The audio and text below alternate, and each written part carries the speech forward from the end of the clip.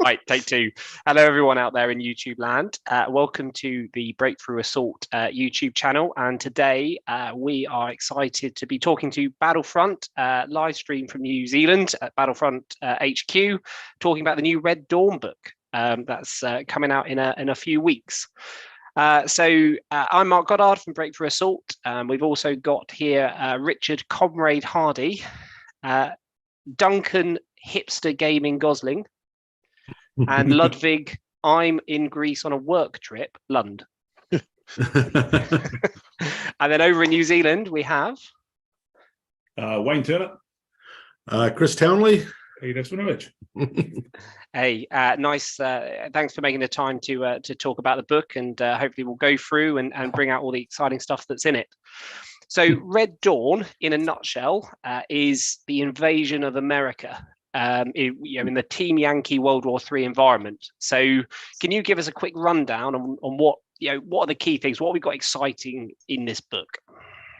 The main thing is the VDV Soviet paratroopers. So we've got so basically the armored version of the paratroopers. So you've got their BMDs and the associated vehicles that all designed to be paradropped.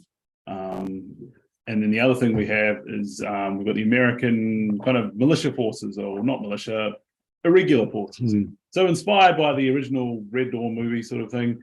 They are the people rising up to fight against the invaders type thing. Yeah, sort of. And they're in the game. They kind of work unusually because you can deploy them behind in your opponent's deployment area as a kind of ambush. But they only have limited weapons. There's only so much they can do, sort of thing. But yeah, it just adds a bit of a weird element to the game. And we also put a bunch of little scenarios in the back of the book that just let you use those against the oppressing sort of Soviet forces. Yeah. Also, we have large helicopters in the book as well. So it's there's a section about airborne assaults, and then how you can add large helicopters to your other forces. So things like the Chinook and the Sea Knight, the Cool. What's the big German one? It's actually American, but the Germans use it. Sea Stallion. Sea Stallion And the hip. The Soviets, yeah. Cool. So and you've also got the Cubans. Cubans as well. We put the Cubans. They were a bit of a. We were going to do the Cubans in a kind of. If you remember, Oil War, how we did a section about Syrians and saying how to use the Iraqis for Syrians. We were going to do that with the Cubans, but then we thought, we might as well expand it, and we just made it a proper briefing in the actual book. So we've got Cubans in there as well. Yeah. And then it's a bit of fan service because we know people have been asking for it. You've got the T-64 BV. Oh yes, we've got So there's a couple of extra Soviet things. So BV, and we repeated for those who haven't got the Warsaw Pact book and maybe Soviet players, we've also added the T-72B as well. Yeah. Nice. So we've got really a whole new theatre to fight in terms of North America, and then also in the book, for even if you're not going to go that way, we've got those airborne missions, large helicopters, and the ability to do an air assault with your existing troops. Yeah. Yeah, it's basically a massive add-on for people that have Red Dawn. Sorry, Red Dawn. I'm already a generation out. Soviet World War III Soviet book. Yeah. And some extra stuff for everyone else too. Yeah. Cool. So and then, of course the airborne forces can be used in any theatre. They don't have to be restricted to this particular theatre. So yeah, they could be landing in Norway, or landing in West Germany somewhere, or landing in the Netherlands or something. But Iceland. Sweden, versus the police force. Sweden. No, they're another way to play the Soviets. They're the airborne Soviets, and this is basically a Soviet book, Soviet airborne book with just some other cool stuff in there. One of the cool bits we got coming with this book is the airborne landing kit. Yeah, the assault missions pack. The assault missions pack is a technical term. Yeah. So that also all the mission parts plus cardboard representations of the large helicopters. If you don't want to go and buy the big resin ones, just so you can use them in the table for maybe a one or two off game or something like that. Yeah. Nice. I was going to say, I don't think you're going to find many people here that aren't going to be excited for buying big resin helicopters. dropping definitely not. Dropping them might be a different answer. Yeah. Yeah. And that's why we done the cardboard, like we did with the river crossings and the beach landings and stuff, and the bocages, to give people choices so they can play an airborne game without investing in a huge amount of resin. And storage space is what always the issues we have. For a mission that you might play once a year, having a plastic sleeve with all the stuff in it, pull it out, ready to go, job done. Don't need to paint anything. It's a nice option. And then for the nutters that want to paint 8 hips, go for it. Well, the bocage stuff was a great innovation. Casey will be happy to hear that. He spent a lot of time designing it. I think one of the other great exciting things is the new starter set. I don't know if people have kind of seen that already. One of the boxes up there at a site, but it's got the airborne in there. It's got some more hips. Hinds in there, but it's also got the Wonald's, which is an M upside down objective marker. So people can put it how they want. That's a completely new and unique thing. Yes. So the new starter set I'm really excited about. I think that'll go down really well. Could get you into the airborne easily and at a discount. So just thinking about that, where did the inspiration come from? I mean, obviously you got the film, and I mean, Red Dawn, people do seem to love those airborne operations. Is it really just the film? Only the first, not the second one in North Korea. I love the second one. I'm sorry. It came up during one of the lockdowns, so we're all working at home, and then Pete Skyped me one day and told me that they had an idea to do a book. Kind of wanted to do Soviet airborne forces based on the Red Dawn movie, and so we started from there. Yeah. It's not a great movie. Let's be honest with ourselves, but it's an old movie, and and it was a bit of fun. And the Invasion of America there's lots of books on it and stuff. Of course, we've all read, but it's just a movie, nothing else. Did you ever consider doing sort of an alternative history at that point? I mean, I only asked because I've been reading. What's the Philip K. Dick one? The Man on the High Hill, or whatever it is. High Castle. I can't think what it's called now. High Castle. High Castle. Thank you. From High Castle. So was there ever a consideration to do something a bit left field like that? There is always the whole World War III Team Yankee thing is alternative history, of course. So this is alternative history. We're not ruling anything out. We're keen to do anything. I think we're going to stick with existing equipment and we're not going to add lasers to T-84, or anything else. No, we're going to stick with existing equipment, but the actual history itself, we can do what we want with, really, and it's wide open. And like this book, really, which is just it was just me bored one day during the lockdown, watching it and saying, let's do this. Nice. Yeah, I mean, most of Team Yankee has, the background is set for 85, but a lot of the equipment we've added in recent times is straying into the early 90s and things. So, we're kind of working on the theory that if there is an actual war, the introduction of certain types of equipment speeds up, and you saw in World War II how fast things developed with the British and American and German tank industry. So But I think we are in fantasy land with this already. I think you're running it. I mean, the Soviets probably running out of forces to actually deploy a massive amount of men in North America, but if you're already committed to a war in Europe, but it's all for fun. Like I was saying, I think we're in fantasy land already. The war wouldn't have lasted what we're lasting in our books here, and an invasion of America is. They can't even invade Ukraine at the moment, so let alone an invasion of America. But listen, we're war gamers, and we want to have fun with it, and it is all alternative history, and we're going to carry on down that line. Is there a scenario for capturing Russian equipment and having that really long supply line stuck? Well, maybe have a Contractors. look for next year's objective marker for Attracting. World War III. Yeah, you might have a guess at that. Yeah, Yeah, we haven't thought about Brilliant. that sort of thing. Yeah. I mean, because it's the other way around. What are the Soviets going to do if they capture a bunch of like M1s or something? Are they going to press them in the service? Or it's an interesting idea. Yeah. So I just wanted to come in on hot pursuit of where Duncan had gone, and obviously you've mentioned it came from sitting and watching version 1 or version 2 of what is actually, Pete, I agree with you, a pretty rank film. We don't talk about version 2 of you could have gone anywhere with the scenario, and I know Pete's got a particular interest in sort of Southwest Africa and places. So why America and why not Norway or Iceland or Namibia or Angola? Why America? Well, just wait. Just wait. We do have plans for basically the north. Yeah, so there'll be something for that in the future. Yeah. Just what I was saying before I got interrupted by Lane. Just wait. It's coming. All of Nordic countries, the other NATO countries are coming, and more. And then there's a cat. You don't need. There is my friend's cat is behind.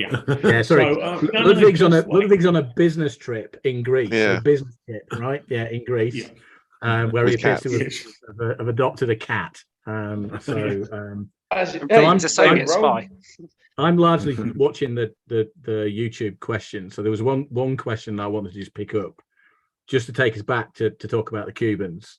So somebody's quite interested in knowing what's unique about the Cubans. What makes them different to Soviets or other countries that you could have chucked into the mix in America. Well, they don't have a lot of. They have a lot of older equipment. So if you want to field some of that older stuff, that they're kind of not even though they're not Warsaw Pact. They're a Soviet group, a Pact army that has some of the older equipment. We've given them, from what I could tell from the reading I did from some old CIA report, they do seem to have a reasonably well-trained army. So we kind of gave them the same sort of ratings as the East Germans. And so they've got like a little bit of skill than the Soviets. So they're kind of like an okay Eastern Bloc army that's got older equipment, something. Yeah. They're one of the few nations that field T-62s, right? Do I remember that correctly?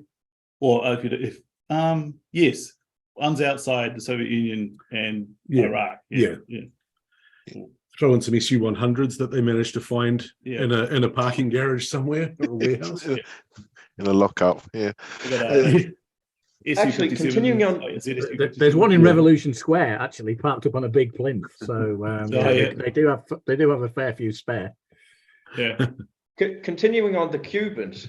So what's the let's go to the lore of the book. What's the interest of the Cubans to attack the US with the Soviets? What's their motivation? Or how did you come up with the idea of of course, it's awesome to add a new nation to the game with awesome equipment, and we can start doing more stuff with it. But what's the so-called story behind getting the Cubans? I feel probably Soviet pressure for them to take part. The Soviets have a plan, and they kind of co-opt them into taking part. I would think would probably be the most likely scenario. I think because I feel the Soviets wouldn't feel they had. The Cubans wouldn't feel they had the kind of the military power to attack America by themselves or anything. So yeah, I think also it's Castro, like in Southwest Africa, Castro wanted to be on the world stage. He felt that his country deserved to be there, and they wanted to fight the imperialists. So I think attacking up through Texas is what we got there, and hopefully they plan to punch through, and America is weak and it will fold. Yeah, not Florida. Choosing the toughest state to go through of all the states of the US, starting to attack the Texans. There's no geriatric irregulars in Florida, is there? Defending their retirement. Tank country. At least Texas, you can get a bit of a feel for gunslinging vigilantes and fifth colonists, I guess. Yeah. So Yes, and that's where the pickup trucks are, all of course. Mhm. Yes. Oh, exactly the Technical. alpha predators. Yes. Best Yeah. I mean, So, Peter, you mentioned about the new starter set for the NVD forces, and yeah, we've got to look at that as well. And there's some really great new sculpts for the NVD infantry. Just want to confirm, are those plastic? And you continuing to grow that range, or have you gone back to metal for them? Yeah, so I mean, for every range, we have to make decisions based on production timelines and what else is going on. Obviously, for the last 18 months or so since the factory lockdown, the factory's been doing its best to catch up, and we've wanted to get a lot of our mid-war product back in the warehouse. So the decision was made to make all of these new figures in metal, because a lot of our older production capabilities were going into we're going into getting mid-war stuff restocked. So long answer, metal, short answer, metal. Okay, cool. And for those watching, it's worth noting that mid-war is back. I saw the post the other day from Libby. So if you've been struggling to get hold of your desert troops, now's the time to go. Yep. Yeah, it's been terrible to watch Facebook and people can't buy our products. As a businessman, that's the worst thing in the world is people can't buy your products. That's just silly, really. And we want to provide a total solution, so we don't want people to make a desert army and have no infantry, British infantry in their British desert army. So it's been horrible to watch. But like Chris said, the factory was closed for over 18 months. So it's just been but we're out of it, thank God. We move on. So but this will be the last starter set with metal figures in it, so get it. Is my recommendation. This is we've had some issues with CO cast, and we've got the new hard CO cast starting production the end of this month. And I think everyone will see some large improvements on that. I think we've got through our issues, I hope, and we need to just move on. But yeah, these lead figures in this box are gorgeous, and metal figures are not really lead these days, but metal figures, they are really they're quite stunning. So yeah. And there's another good reason to get the starter set, because it's the only way to get the special command team, isn't it? That's in it, as well as the objective marker you mentioned. the objective myself. What are they? Nicaraguan advisors? I think that's what they are. Yeah. I don't know I think Ryan is set up to be able to share it set you up to be able to share. I don't know if you can share any pictures from your end. Yeah, if you've got the PDF, guys, you've got co-hosts, so you can actually show on the big screen anything you want to show from the book. Yeah. So let's see. Hang on a second. Chris is using the mouse. I honestly think, and I know everyone will go breakthrough assault will say that, but I think this is the best starter set you've released. When I look at it, it creates a great force.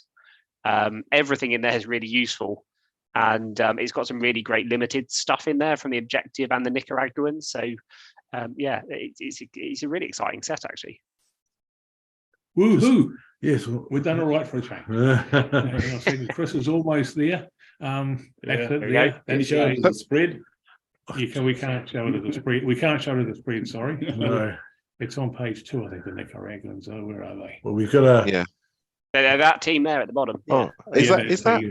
Oh no, that's not them. No, that's the normal one. Yeah. Is that in that picture? Can we just go over on the picture what's plastic and what's not then? Because you've got some amazing looking vehicles on there, and I assume that they're not they're not plastic kits. No. So in the obviously the Heinz, original Heinz, those are plastic. The new T64 BV, so it's our T64, much like the T72 with an add-on sprue. So looks fantastic. Call me biased. The new BMD 1s and 2s. That's a plastic frame. Is it? Beautiful, compact little frame, all of about that big. It's really nice. Yeah, they're tiny. Sweet. They're really small. Yes. Hold on. Say again. Do we confirm BMD plastic? BMD 1 and 2 in plastic. Ooh. Good Lord. Yep. Dear so there's no diary. excuses there. No, that's awesome. Yep. Now, so down here, if I get the mouse, wherever the mouse has gone, on the left-hand side, you've got the, what are they called? BTR-ZDs. Yeah, those are the ones with the anti-aircraft guns on Yeah, them. so the twin 23 millimeters. So the BTR-ZDs, the BTRDs, yep, those are the transport ones. And the BTR, what's the last thing for the missile launcher ones? Something, something like the Gopher equivalent, equivalent, isn't it? So one with I think it's a AT-5 anti-tank missile on the back. Oh, And the Nonna, these are all resin and Ceocast. But what we did was, obviously, long story, turns out that the BTR and the BTR, sorry, the BMD and the BTRs are not exactly the same. There's an extra road wheel added, all very boring stuff. The Russians couldn't just make it easy for us to make plastics. So yeah, because it'd have to be a separate kit. Yeah. So we made the BMD in plastic, but the BTR things, the BTRDs, yeah, we took the CAD data that we used to make the BMD, and we modified that and did a bit of wizardry, and then Evan turned that into resin and Ceocast kit. So visually on the tabletop, they're going to look very similar, same levels of detail, same beautiful crisp models. But it won't be till you pick them up that you notice that the resin ones are slightly heavier than the plastic ones. I find that really intriguing, because I got some of the Semaventi longs from the Italian, from the mid-war monster, and they obviously had the Sinocast tracks. That's the first time I'd seen that as an alternative. So I'm really interested to see how they'll come out. That looks awesome.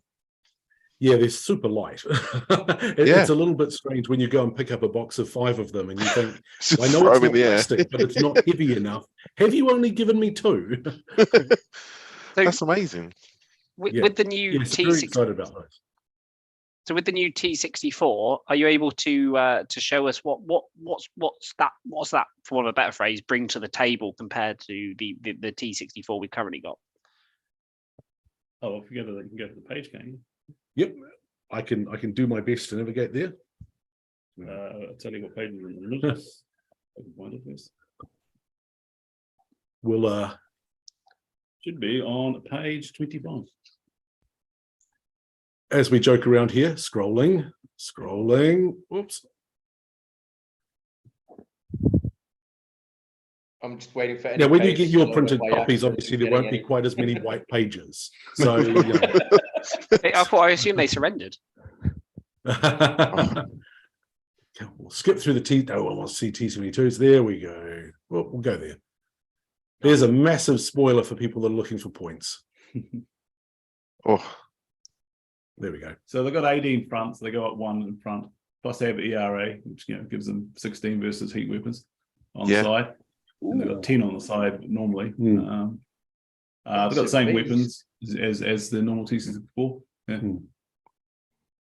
As you can see down here at the bottom of the screen, just all of that ERA armor just slapped all over the tank. Looks fantastic. If you're a fan of dry brushing like me, then suddenly you've got all these nooks and crannies and hard edges just to pick up your dry brush. Yeah. Wash and dry brush. And Front Armor 18, that's that is very respectable.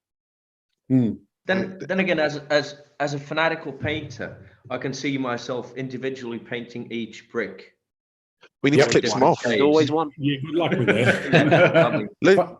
Ludi, you need to do some battle damage. He is that sad. He really is that sad. He needs to do battle damage. He needs to do some ones that have got the blocks blown off. I mean, that's true. You could do a few. Looking at the new percentage of era armor in the field actually compared to just styrofoam bricks slapped on a tank is, you can go either way.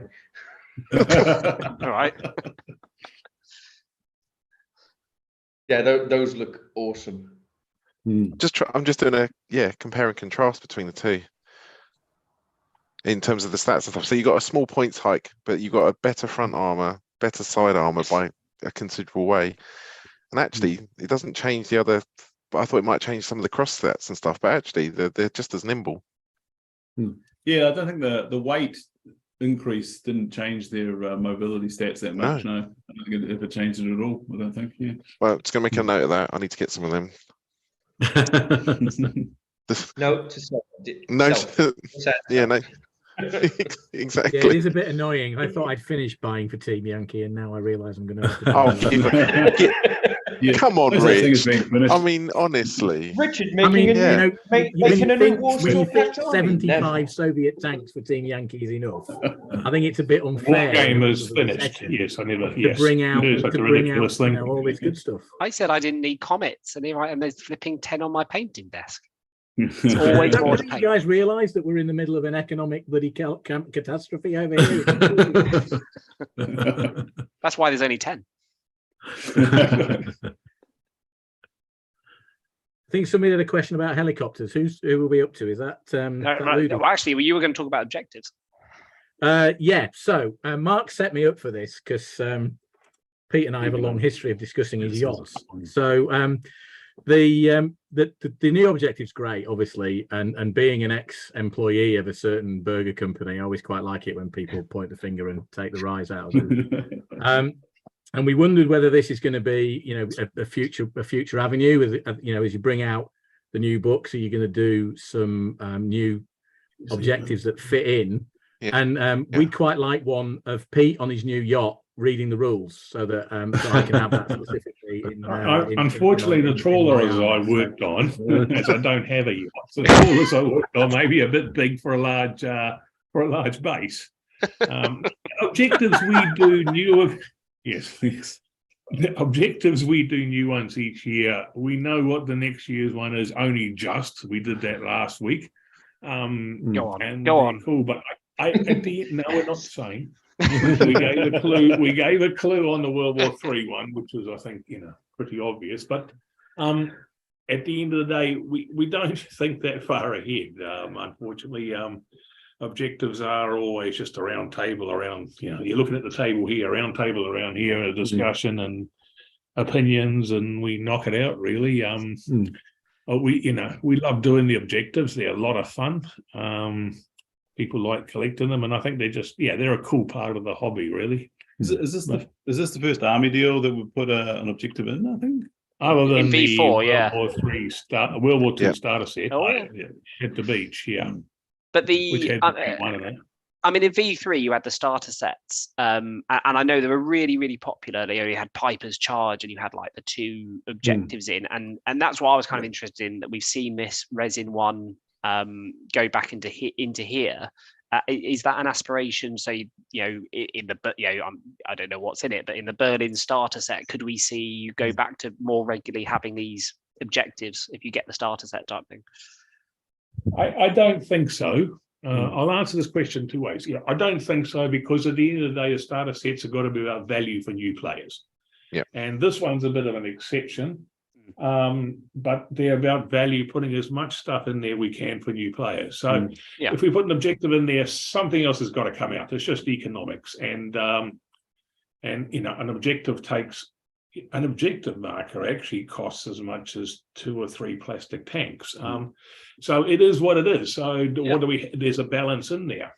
Talking about the old starter sets, though, you know, the factory's starting to get near caught up, and you know, Flames of War's been around for 20 years, and we were going to do something, so we couldn't do it last year. But next year we're 21, and bringing back some of those old starter sets and stuff, and bringing them back with the objectives in them and stuff. Yeah, I think that's definitely, we would definitely want to do that. And I think that's going to be fun for people, and go back and do some of those things. What are the you know, some of the really fun ones we did? I got a list of them somewhere, but yeah, a heap of them. Yeah, you had like Piper's Charge, you had 7th Armored Division. So what was the one with Rommel's Funnies and Funnies. And that sort of stuff. So yeah, and they've got objectives and that stuff. So yes, bringing some of that stuff back, changing out the resin and the plastic we got and stuff, but bringing some of that nostalgic stuff back in limited runs, I think is definitely on the cards. But you know, we got to keep current production up, and you know, people still want their mid-war British first, and that's we have to get existing supply first. And that's the critical bit. But yes, we wanted to have done that by now, but we will get to it. Well, that is awesome news. That's awesome. That sounds really good news, guys. Just a quick quick question off the YouTube feed.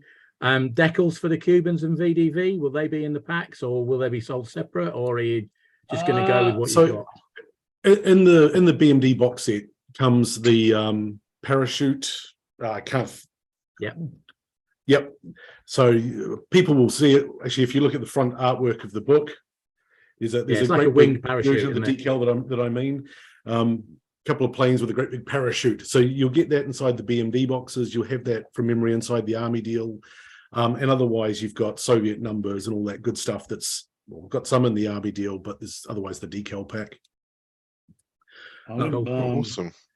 I remember looking at images of Cuban stuff and don't know if there was a lot on them. Yeah. They seem to be fairly usually clean. a tiny little flag on the stuff that I've seen, just a Cuban flag. So big cigars. Which usually tiny flags are very hard to do in decals. Well, just while we're talking about favorite things, do you guys actually have, like, when you do these projects, do you have like a little pet project within a project? Do you have like a favorite unit or something that you gravitate towards? Only because I always do this. I always end up getting suckered into things like broom bars and going, oh, broom bars are awesome. Yep. I don't know. For me, this one, I'm quite keen to add some more Soviet tanks to my Soviet force, because my Soviet force at the moment is just a bunch of T-72s and then some T-80s added to it. So I thought maybe some T-64 BVs would be cool. But I hadn't thought about doing a parachute army because I didn't want to go down the road of painting some more Soviet infantry, because I haven't finished the Soviet infantry. I have normal ones, so I need to. So I haven't really got a real hard favorite one in this book myself. But I do like the VDD. They seem pretty cool. And I think we well, like everyone else, we like new tanks, we like new toys. I think that's pretty much us. But at the end of the day, but we're guided by what. Well, at the end of the day, we've got to be guided by what we think will be popular as well, and what will sell. Obviously, we've got to pay the bills and keep the power going. But there's definitely pet. Everyone's got pet projects in each book, and I think that's a given. There's things in there. But I think we're just wargamers like everyone else. So hopefully we get, if we like it, people will come and play there. That's what it is. I feel every single book I do, there's always something I want to do in it, but I don't always get to do it because the next book project comes along, or I haven't finished the army from the previous book. So it's about having time, my hobby time, matching my work time, sort of thing. I always have a hobby shame pile from every book. It's whether or not it's a hobby shame pile or a hobby pride pile. I was going to say we don't discriminate on this podcast or this channel. It's a pile of opportunity. It's not a pile of shame. Exactly. It's a project that's waiting to be loved. We're working so closely with the designers with the plastics. I obviously get very excited about those. So with this book, the VDV, the new figures from Evan, I just loved all of them. I actually stole a test model that someone here did a couple of years ago with just a nice Soviet 3-color camo scheme. That's currently sitting next to my airbrush as a reminder of how I'm going to paint them. That's a good idea. It's going to sit there as a reminder. And looking at this book, Wayne's added a very cool sort of tip of the spear, tip of the tip, perhaps, of the spear kind of elite VDV force, which is a bit smaller and hit on 4+. Oh yes, we haven't talked about those. No. Yeah. So are they 4+? Soviets. Yes, yeah. So that was that was part of my contribution to the book was. Well done. Relentlessly whinging and nagging Wayne and saying, we can find a historical reason why these guys should be here and why they should exist. And it's not just about some 4+ hit Soviets. It's about a smaller, tighter, more compact force. So if you've been sitting at home thinking, oh, these new figures look great, these new Soviet tanks look great, but I don't want to paint 72 tanks. You can go, cool, actually, I can paint the same size force as a Western force, but have a Soviet force and a very cool and unique looking force too. So I just that was don't my 2 believe cents to the book. I just don't believe with those bright blue berets that they're going to be hit on 4s. I mean, some sort of clever hat camouflage is obviously in order. What was the other objective marker, which was my favorite one? Is it coming out of this book? Ooh. Oh, yeah, yes. Because that was my favorite bit in this, which is what I wanted. Yes, yeah. So Yeah, I couldn't remember it was this book. But we get time here as a kind of, we're working, studio time is months, and in the way of plastics, a year ahead. Yeah.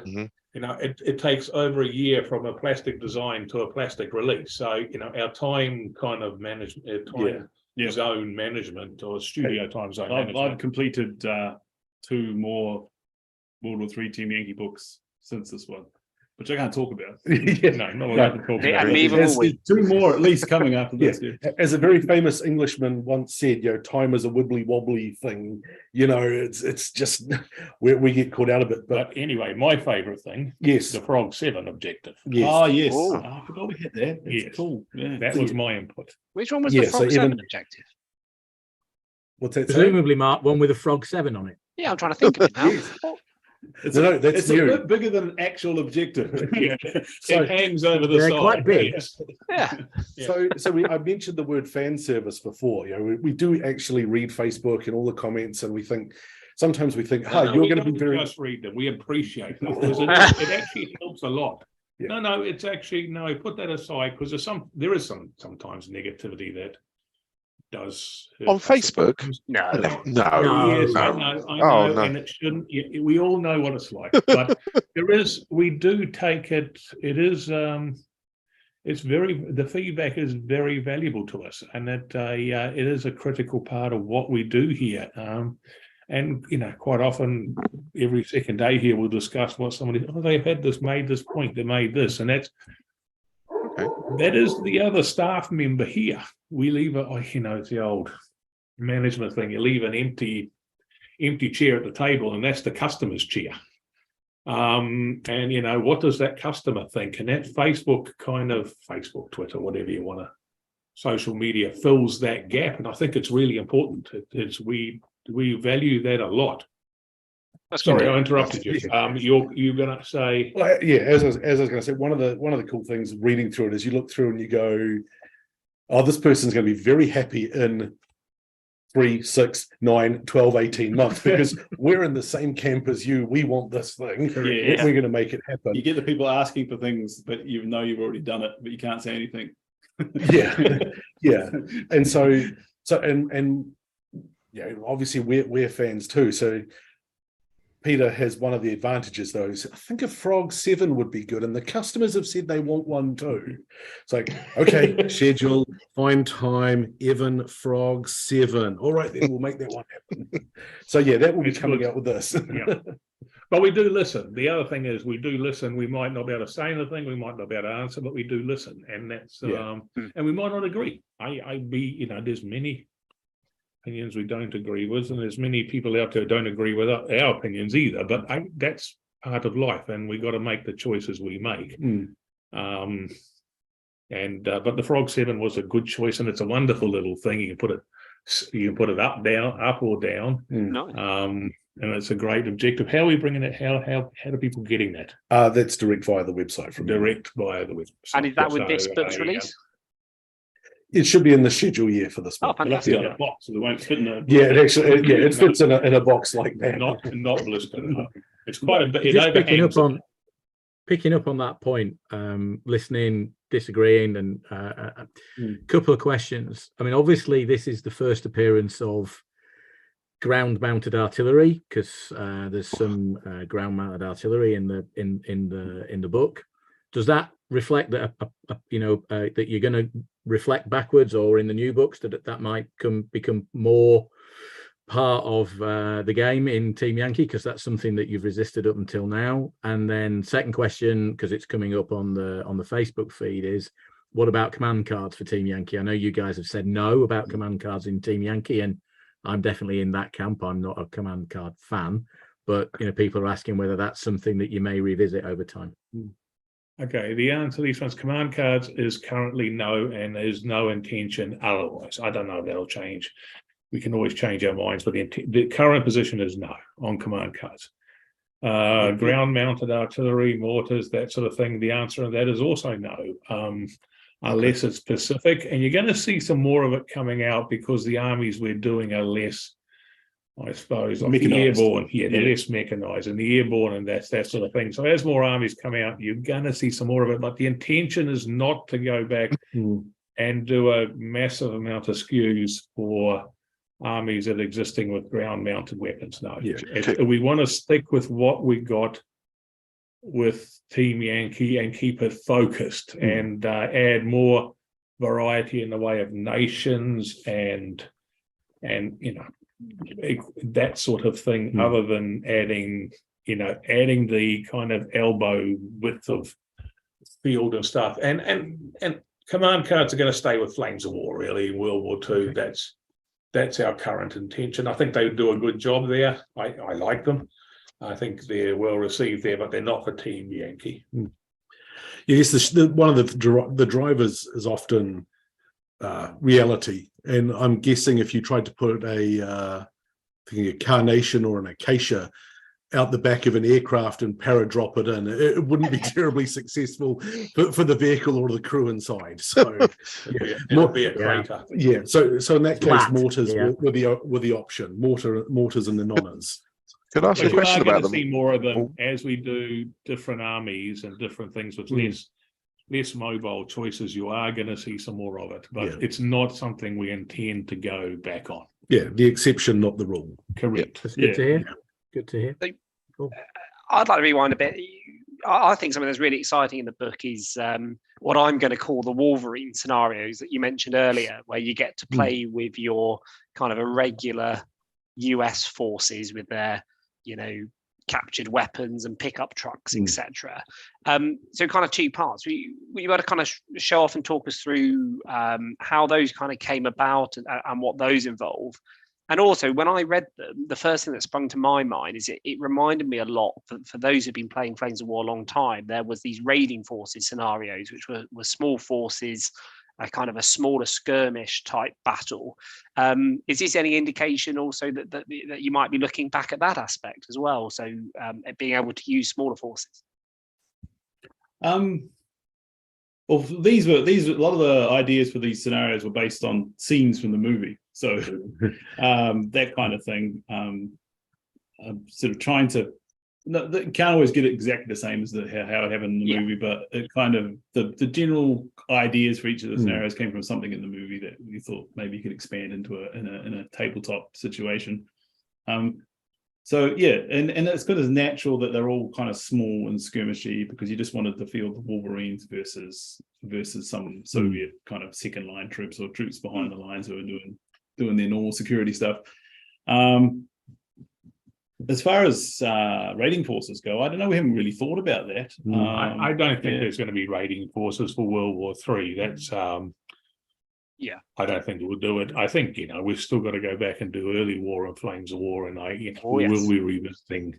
We will be revisiting raiding forces and stuff. Yeah, that would be the best place to have that. Yeah, but I don't know if you've got it out. So I can start opening my LRDG forces that I've managed to grab from here and there. When you get back from Greece, yes. I was going to say, I don't know if you've got it out there yet, but on the BBC of the UK, there's a series called SAS Rogue Heroes. Have you got that? So, of course, we're all watching that. These troops tearing around airfields going, I've got a brilliant idea for a 2-player starter set. That has, that's niggled away at the back of my head as well. So, yes, I think there's... It's been a cool. I've watched one episode so far. And I think it's on TV. Wait till you get about episode 4, and Peter, you're going to look at it and go, yeah. Does it go right up to episode 12, where he tries to overthrow the British government in the 1970s? All right. Very good. No, I think it's I think we're going to take inspiration from things like that, and definitely, we're definitely going to do that sort of stuff. But World War III to me is still that mass battle. It's it's World War III. It's big. It's not and there's going to be exceptions like this, of course, and but it's still World War III. Yeah, I mean, part of these scenarios is just so there's another gaming option for playing with your Correct. your irregular forces from the book. Yeah. Could you show us a bit of the irregular forces, and it'd be interesting to get your take on how to employ them. What do they do differently to the normal forces in Team Yankee? Yeah, well, their main rules is that you don't deploy them on the table immediately. So they deploy like an ambush. There has to be in, I think it's either no man's land or the enemy deployment. So you don't actually put them in your own deployment. Yeah. So I'm trying to bring it up on the screen, but the mouse is not being my friend right now. Yeah, it's page 70. I managed to look it up there. There we go. And we also did some pickup trucks that you can transport around if you want as well. So the main role is ambushing kind of soft and easy targets, really. So if you've got some there's some helicopters, some lightly armed stuff that can knock out. We'll come to those. Oh yeah. 24 and So I think you're on page 70 for the irregular forces. Yeah, you need to keep going down, Pete. Yeah, sorry. All right. No worries. Other one. Yeah, and that might be a hit. Yeah, they look nice, don't they? Yeah, and then that MI8 looks. Oh yeah, C9. C9. Oh, C9, sorry. It's the Marine one. And the Chinook. Oh, that will become an RAF 18 squadron. Very It's a good. Sea Stallion. Being one of them. So, and there's the airborne assault mission attack. Sorry to go all over the place with this. Yeah, we've only got this kind of weird PDF. There's that you get the helicopters in there, the cardboard, and obviously the cards which come with the helicopters and the airborne assault rules. So you're going to be able to do helicopter landing, and then by the looks of it, very similar to Flames of War, the kind of parachute. You've got the parachute aspect as well. Yeah, so you've got 3 helicopters on each sheet, and of each nation, and that gives you a landing a company basically. So nice. Yeah, if you're familiar with the parachute landing rules in the D-Day books, they work very similar to that. Yeah. I spied some SU-100s as you flash past as I well. don't know where that one rules come from. Yeah, I think it's further down, is it? 71. I hope you've got your lawyer It on doesn't speed help with dial, page Pete. numbers here. You got 67 up in the corner. Okay, I can't read that far away. So this is it here. Yeah. If this is the kind of American sheet, and then you got these little lines to the right here, and they go down to these 2 units here, you can have a couple of militia groups. Cool. Oh, they are beautiful. And you can see the use there, and then I think there's the kind of information on them. So assault rifle 2s, RPG-18s, and RPG-7s. So basically using captured equipment and whatever rifles they have lying around at home. Being Americans, they have lots. They're better than my That's Basage. the actual. That's it. It's outrageous. Okay, so resistance. Oh, so it's not going to. It's not. It's a bit like the resistance forces in Flames of War. So it's not going to count towards your reserves, which is quite useful when you're making your force as well. Correct, yeah. And then 5+ they get to ambush. And so they're also a little bit like the Utes, as Pete calls them, or pickups, as perhaps some people will call them. They're a bit like the old V3 vehicles. They have to have somebody in them to fire. Yeah. Yes. So basically, they don't have a dedicated crew. They just have, Joe who owns the truck. Redneck on them with a machine gun. Yeah, Joe Jr. Yeah. You got to speak an American accent when you talk about it, Richard. You got to give that twang. Yeah. So that's them. How do we unshare now? Top center. Yep. Those pickups are awesome. There, is it? They're really cool models. The red button there, is it? Yep. I can already see the pickups being used in some other theatre. Yep. One here. Go figure, yeah.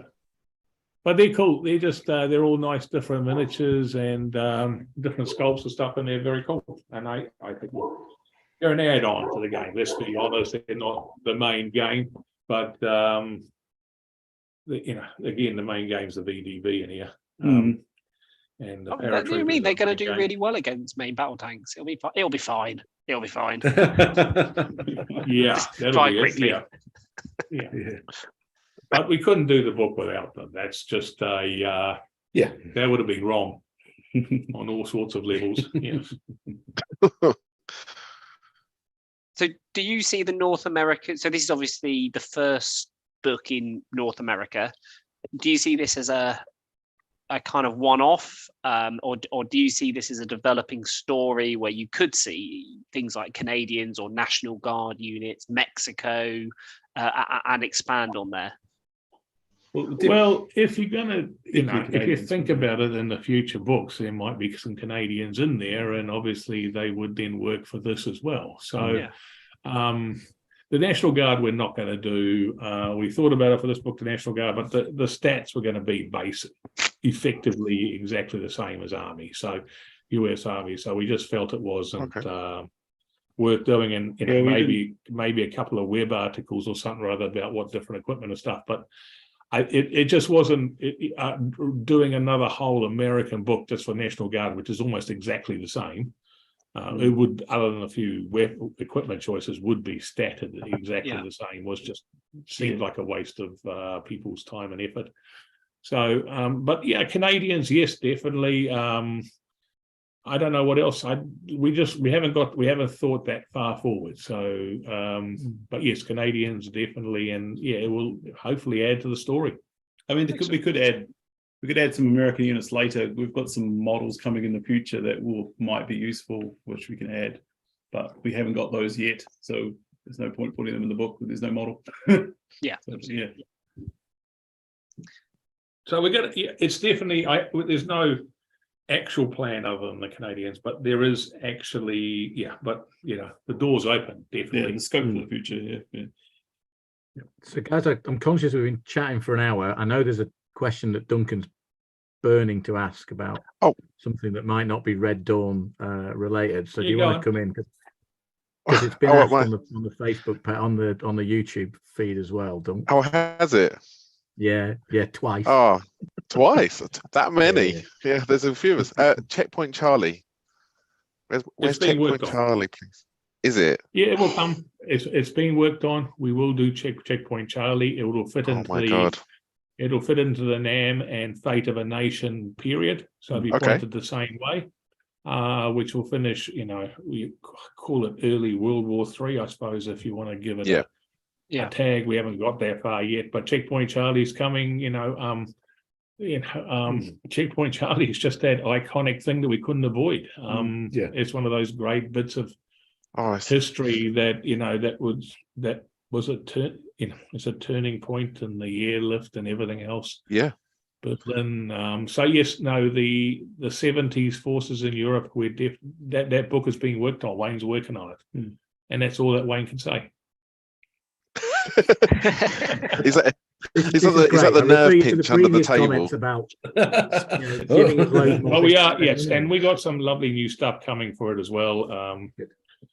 There's a heap of new plastics. There is some nice new plastics come with it, including a British tank starting with C, which almost saw World War II.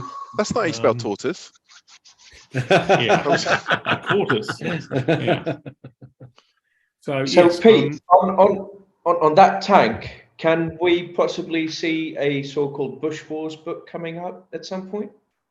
Yes, I that is one of my pet projects. So if I say, listen, I'm very keen. The Battle of Lomba River, Cuarto Carnival around there, the attacks through there, the battles with the Cubans. I've already got the Cuban infantry now and stuff.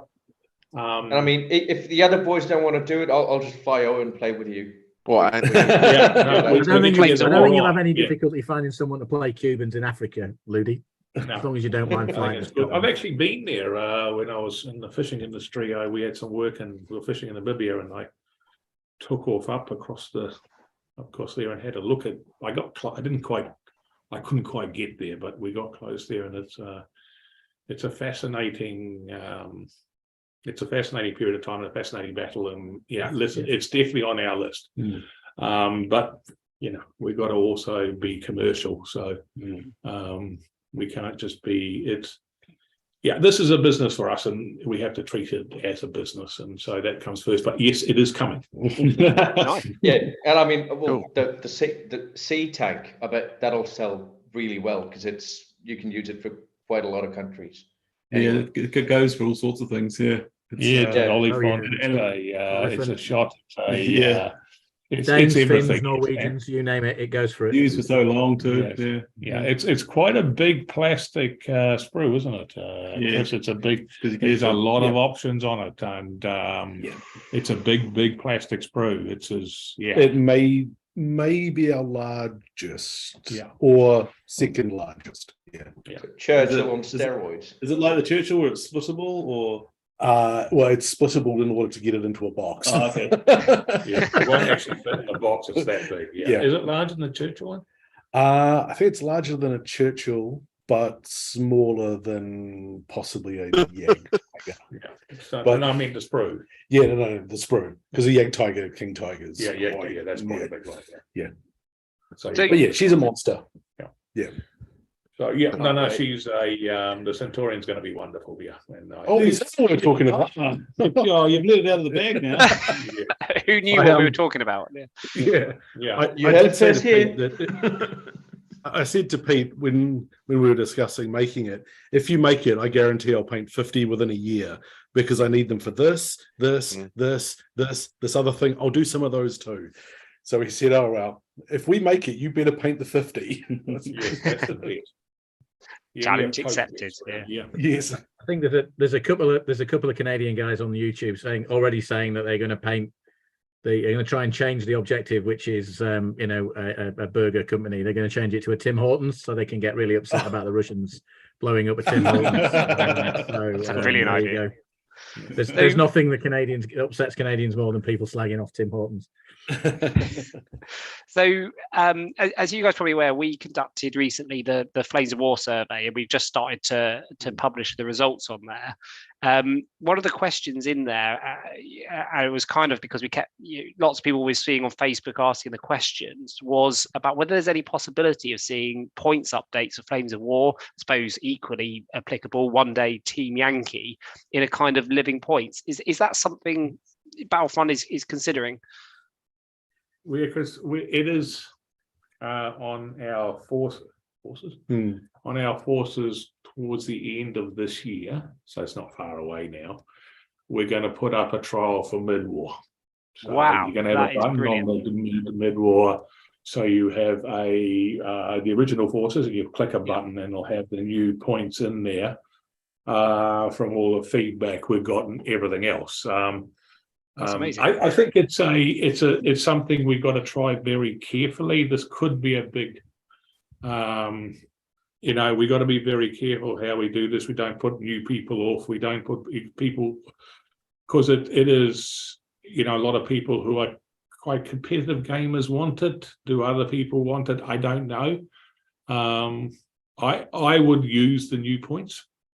And I think everyone here would use the new points. So we have to be very careful how we talk about this and how we do it. But yes, it's coming for mid-war. There's going to be a trial period of some 4 weeks or 3 weeks, I think. Yeah. So what we're talking about is a 4-week period where players can review and give feedback on their thoughts. Then we'll have some time to review it. Then we would lock it down for 12 months. So you won't like a see season change. Almost Like a season. That's our theory. I think that sounds fantastic.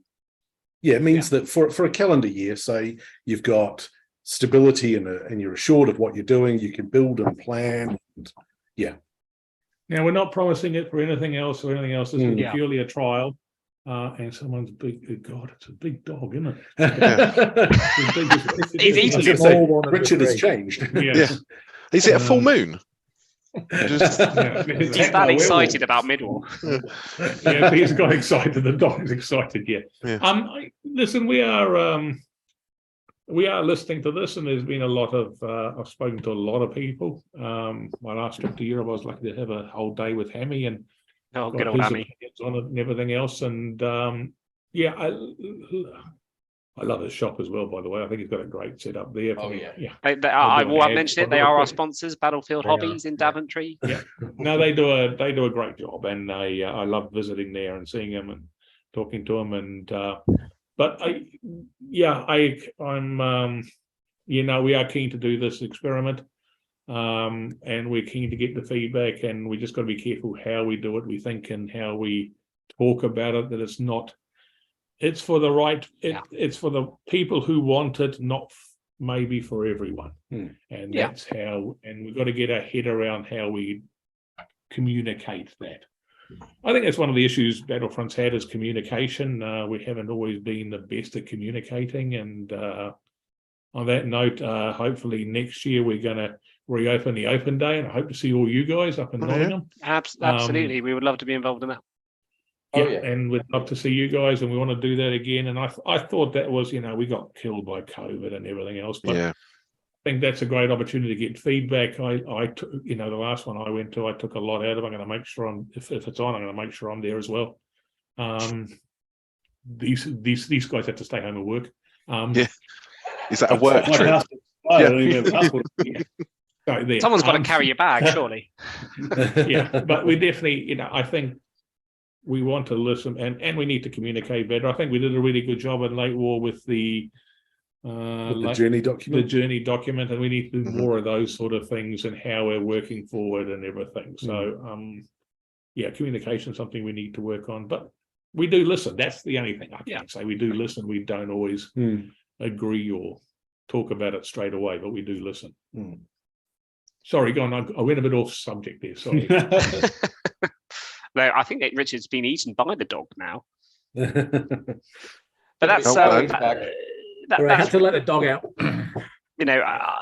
That's really good news. And actually, if I may, while we're streaming on Facebook, that actually directs one of our decisions. So Breakthrough Assault held the UK Nationals last year at Battlefield Hobbies, which was late war, and we were thinking about what to do. We're going to be running it 23rd, 24th of September 2023. Tickets will go on sale shortly. And we were holding fire on whether it was going to be late war, mid war, depending what was happening with those points. And now that we know that there's going to be official new season mid war points, UK Nationals 2023, we can confirm will be mid war with the new points at Battlefield Hobbies on the 23rd, 24th of September. I'll throw the glove down. It'd be great for one of you to come along. That'd be great to do that, and. Well, that's good news. I got that date. Chris is writing the date down. So let's talk about that some more. But that's good. Yeah, please. But I'm pleased. I think it's for people who want to play tournaments. It's definitely for them, and I would play with it. But it's also, I don't think it's for everyone, and I have to say that. I think it's we got to be careful how we communicate it. So again, and we've got to see how the reception is and how it's received. And I think that's up to us about the communications is important for this for us as the actual points. We've got to communicate this well, and that's very important for us. Well, I can see us, because we're organising the Helsinki Nationals. We'll finish Nationals in Helsinki in March. And I can definitely see us trying out the new points there. And we can then after that have a sit down with you guys and give feedback, because there's from the lineup tonight, Richard's coming. I know some of the other guys from Breakthrough Assault are looking into it. Our only issue is that the tournament sold out in 2 days. So I'm trying to get to. We shouldn't have held it in your own house, should you? Jeez. No, it's actually, how many people going? I've got 30 players right now, and I'm actually working on getting 10 more spots. So there's going to be there. Yeah, I was really surprised, and it's like about half of the players are international players. So we've got people coming all over Europe, Spain, Iceland, Scotland, of course, UK, Sweden. Yeah, it's going to be really great. And after COVID, since we had one tournament last year, we ended because of COVID and the current state on our eastern border. Of course, the fact that we had 10 players instead of the 20 designed. Well, we managed to get a good tournament. It was good fun. But this year, there's the guys that still work in that line of business managed to get their time schedules fixed so that we're going to have a really awesome tournament going on in Helsinki. Plus, lots of us are not going to get called. Plus, Pete, do you remember my invitation is still standing? Yes. Just really bad planning to have 2 tournaments in the same month in Helsinki, one in Helsinki and one at Parallel, right? So that, you just need to work that in the future. I'm not the TO for the Team Yankee tournament. I'm not the TO for the Team Yankee tournament, and as far as I understood, the museum offered us the Team Yankee tournament. It's free entry for all the players to the museum. The museum is offering lunch, Finnish Army style field lunch, which is going to be pretty awesome. And you'll be able to play Team Yankee between a Leo 2 and a T-72. So what's better? That's pretty cool. And saunas in the evening if you're in Finland. And since the TO is an actual tanker, so we might be able to do tours inside the vehicles themselves. So people can literally climb on top of a Leo 2 or T-72 between the games. Nice. So that's going to be really awesome. Yeah. I think it's sold the X8. Sorry? Yeah, the thing is, I'm already going over 2 weeks before, so I'm not sure that my brownie points stretch the 2 trips to Helsinki. Well, that's inside of a just don't go back. It could have been one long. Don't go back. Don't go back. Yeah. No, see, I'm doing that next week in Ireland, so you know that's also wearing a bit thin at the moment. Guys, I do think tournaments are. Go on, Pete. Sorry, Richard. The Skype delay. I do think tournaments are back. Fallen went really well last week in the USA. It was a great tournament. Speaking to John and Rob there in the US office, I think tournaments are coming back with a rush, and I think people got a renewed vigor almost, and we're seeing new people as well, and that's really cool. And I think that's it's exciting. I wondered whether we always kind of, when things are dead for quite a period of time, and you wonder how it's going to where it's going to bounce back, and it's bounced back. It seems to be bouncing back very well. It's great. It's great. I suppose they're spending the time painting armies in lockdown. They want to use them. Well, there is, I think, some of that, but there is definitely that, Wayne. Yeah, absolutely. Yeah. And actually, I've been fairly dormant for quite a long time, but the box set and this stuff that and it plays the war. Yeah. But that kind of re-stirred me up because I'd kind of put Team Yankee aside for quite a long time. So the Red Dawn stuff's really kind of reignited my interest. So I will be spending a wee bit of money on some BMDs. I suspect. So I mean, you're going to be back in my cold garage during winter playing Team Yankee. Listen, I don't mind going to Finland, but your place, I can get to Finland quicker. Sounds like a terrible euphemism as well. Plus, Richard can see some hockey when he visits us. So that's true. Yeah, it's true. Proper hockey. Not much of a hockey team, to be fair. So one parting question, which is 50% tongue in cheek, but always living in hope. Flames of War, Star Wars, Peter. Come on, there has to be a deal to be had with Disney. I want my AT-AT Battle of Hoth starter set. It's perfect. Yeah, no, we're not working on anything like that at all. And is the correct answer? Yeah, I think Fantasy Flight and Atomic Mass Games have that all tied down for a very long time. We don't talk about other companies. That's the rule. But and no, you can't have Flames of War Jurassic Park either, Mark. No, that's just we're going to focus on AT-ATs. Historical games. We are actually going to focus on historical games for 15 mil, and I think that's really important that we do it well. And I think there's that's an important part of and we want to keep that going. We don't want to be flitting all over the place, and I think it's actually important to us. And I think we can bring to life things like, Red Dawn. I think we bring to life things like Checkpoint Charlie. We can bring to life early war again. We brought mid-war back with those new starter sets, and I think in the larger vehicles and experimental, we brought mid-war back to life, and with the points. So I think we just got to focus on what we do, focus on our knitting really, and be be, focused. And I think that's where, and Flames of War is almost 21 years old, and it's going to hopefully be around for at least another 21 years. And it's because of that focus, I think that's really important. It better be, or I'll have loads of free time I don't know what to do with. You've still got a career to do as well. Well, there is all those periods, yes, and listen, and there was, let's not talk about some of the stuff that was really at the end of the war, like a big rat or things like that was yet to be done. Oh, please. Yeah. So, so look, I think that's a good place to end. We've been chatting for an hour and a quarter, and I guess that's a good place for us to break. So I just want to say thanks. And Mark can do the formal thanks, but just to do the stuff for the guys that are watching. We intend to keep doing this about every other month, mostly me and Ludi and Lee. So keep your eye open for more live chats and make sure that you subscribe. And Mark, I'll let you do the formal thanks for the guys from Battlefront. It's been a long time since I think we've had a chance to speak to the studio. So thanks for making the time. Going through the new book, which looks fantastic, and in particular that starter set is really exciting. But also some brilliant nuggets that have come out there. A few subtle hints about future objectives and projects, mid-war points. Some really exciting stuff to look forward to. So thanks for making the time. And when are we going to be able to place the pre-orders and get our hands on this stuff? They should be going up on the website in the next couple of weeks from memory. So for this, because we're out in December.